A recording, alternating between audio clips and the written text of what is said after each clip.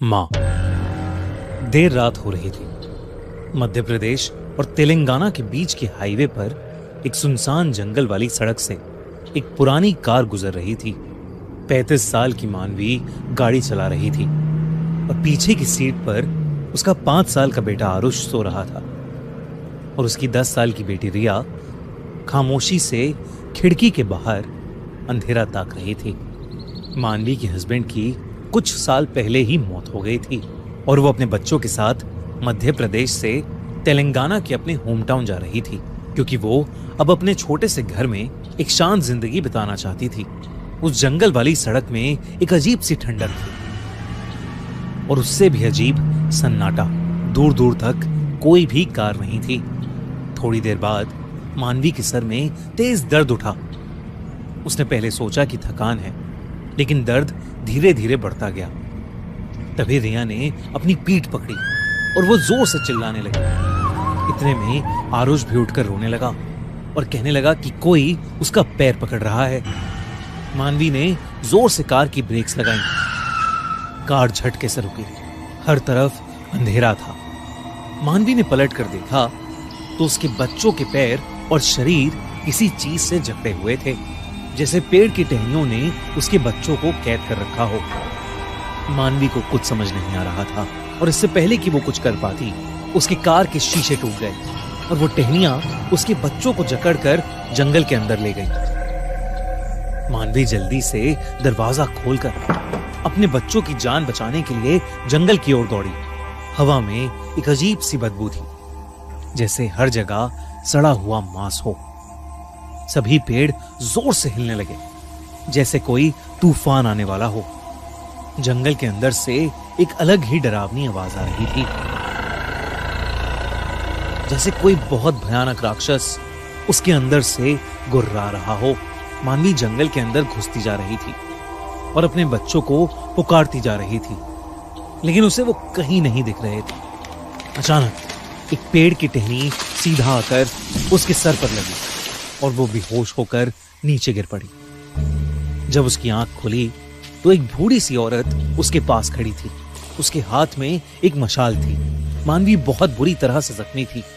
उस औरत ने मानवी से कहा कि ये जंगल मायावी है और अगर वो अपनी जान की सलामती चाहती है तो उसे वहां से चले जाना चाहिए। उस बूढ़ी औरत ने मानवी को बताया कि उस जंगल में व्राणक नाम का एक राक्षस रहता है।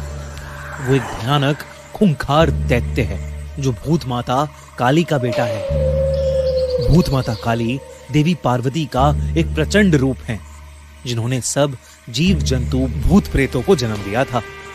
और उनका बेटा व्राणक बहुत ज्यादा दुष्ट था, जिस वजह से भूत माता ने उसे कभी अपना प्यार नहीं दिया।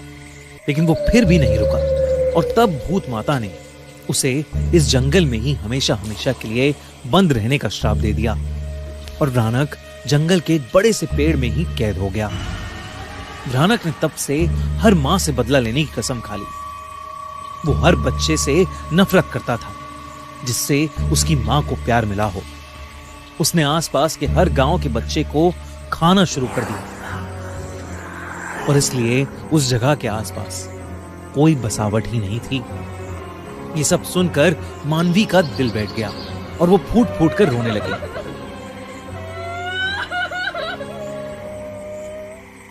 उस बूढ़ी औरत ने मानवी को कहा कि अब तक व्राणक उसके बच्चे निगल चुका होगा और इसलिए उसे अपनी सलामती के लिए वहां से चले जाना चाहिए।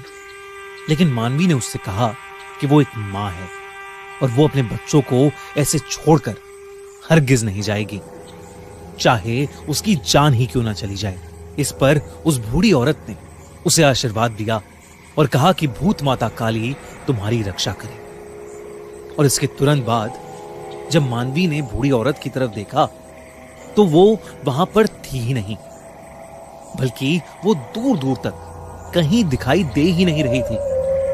ऐसा लग रहा था कि जैसे वो हवा में कहीं गायब हो गई हो। बस जमीन पर उसकी मशाल पड़ी थी।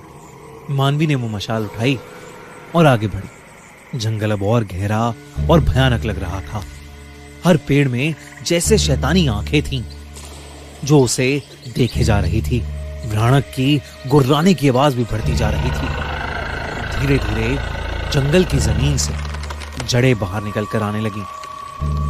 मानवी ने मशाल की मदद से कुछ जड़ें जलाईं और आगे बढ़ने लगी। थोड़े आगे जाने पर उसे एक बहुत बड़ा और पुराना पेड़ दिखा। उसकी टहनियां एक दूसरे में घुसी हुई थी और एक मोटा गुच्छा हवा में लटक रहा था। उस गुच्छे से हल्की हल्की चिल्लाने की आवाज आ रही थी। तब मानवी ने देखा कि उस पेड़ की टहनियों से लिपटे आरुष और रिया दर्द में छटपटा रहे हैं। आसपास एकदम जैसे हवा बंद हो गई और पेड़ों की टहनियां इतनी ज्यादा गहरी हो गईं कि चांद की रोशनी का एक कतरा भी वहां नहीं आ रहा था। तब सिर्फ एक लाल आंखों का जोड़ा अंधेरे में चमक रहा था। मानवी को समझ आ गया कि उसके सामने व्राणक है, वही दैत्य जिसके बारे में उस बूढ़ी औरत ने उसे बताया था। उसका रूप इंसानों से परे था।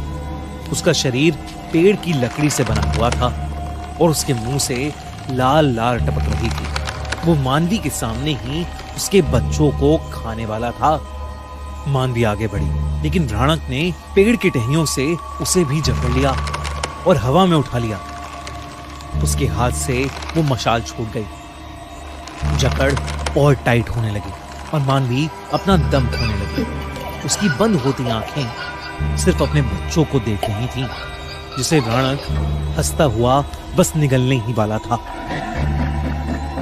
तभी उसे व्राणक के पीछे वो बूढ़ी औरत वापस दिखी। आसमान में जोर की एक बिजली कड़की और वो औरत एकदम से एक भयानक देवी में बदल गई। व्राणक उस देवी को देखकर बहुत ज्यादा गुस्से में आ गया और उस जंगल में एक जोर का तूफान शुरू हो गया। एक एक करके पेड़ गिरने लगे। मानवी की आंखें बंद होने वाली थी। उसने रोते हुए एक आखिरी बार अपने बच्चों का नाम पुकारा और उसकी आंखें बंद हो गई। उसकी चीख एक मां की चीख थी। लेकिन उसके ठीक बाद मानवी की आंखें फिर से खुली। इस बार उसकी आंखें लाल थीं और मानवी में एक अजीब सी ताकत आ गई थी, जैसे स्वयं देवी उसके अंदर आ गई हों। उसने एक और गुहार लगाई और पेड़ की सारी टहनियां टूट गईं और वो आजाद हो गई। उसने नीचे पड़ी मशाल को उठाया और व्राणक जिस पेड़ से बंधा था उस पेड़ की जड़ों में आग लगा दी। व्राणक ने पीछे हटने की कोशिश की, लेकिन बहुत देर हो चुकी थी।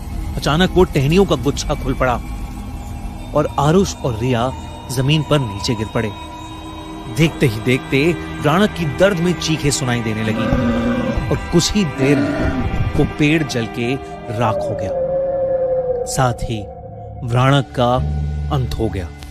मानवी को अचानक से चक्कर आए और वो नीचे गिर पड़ी। उसके सामने भूत माता काली देवी प्रकट हुई और मानवी के सर पर अपना हाथ रख के उगते सूरज की रोशनी में समा गई। मानवी और उसके बच्चों के शरीर पर लगी चोटें कुछ ही पलों में अपने आप गायब हो गईं। उसके बच्चे होश में आए तो उन्हें कुछ भी याद नहीं था। मानवी ने अपने बच्चों को उठाया और जंगल से बाहर निकल गई। अब पूरी तरह से सुबह हो गई थी। पेड़ चुप थे और जमीन ठंडी हो गई थी।